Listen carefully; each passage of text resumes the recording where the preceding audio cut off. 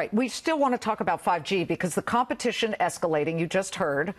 But, you know, it's in fits and starts. T-Mobile and Sprint are continuing their pitch to get the green light from antitrust chief Makan Delrahim. Here now with an exclusive update on the proposed timeline, Charlie Gasparino. We should point out that was a fascinating interview with Craig Moffett. He knows a lot about this. Let me get to some of my headlines. We'll just unpack a little bit more what he said.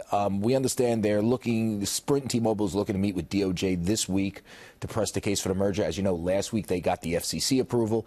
They're running up against some skepticism from the DOJ staff. The wild card, obviously, is the guy who runs the DOJ antitrust division, Makan Delrahim. We don't know where he's coming out about this, but they're going to try to convince Delrahim to ignore the staff recommendation, which is to kill the deal.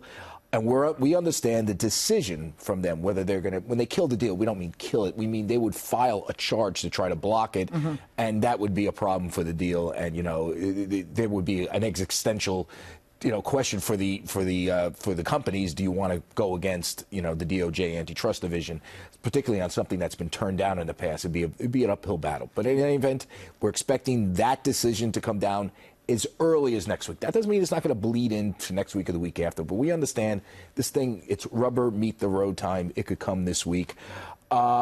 Here's some interesting things, and I'm picking this up from some of the conversations we had with Craig Moffett.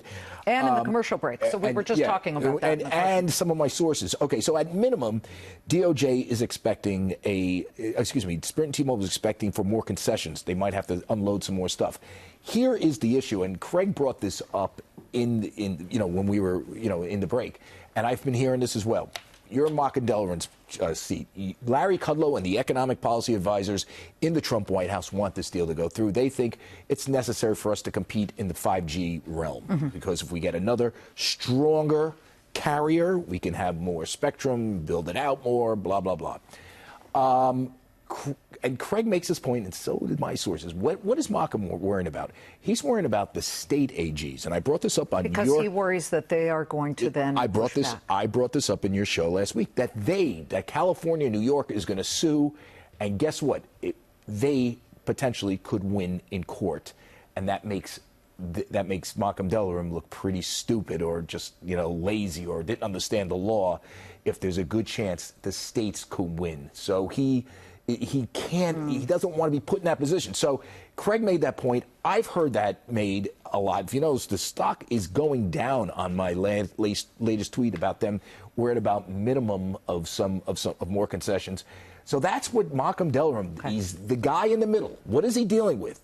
He's dealing with Larry Kudlow, the White House wanting this thing to go through for a lot of reasons. His staff against it. And the fact that New York and California might sue and win and make him kind of not look right. I mean, I'm just telling you, when you're playing the stock, that's what you got to look at. Charlie, thank you.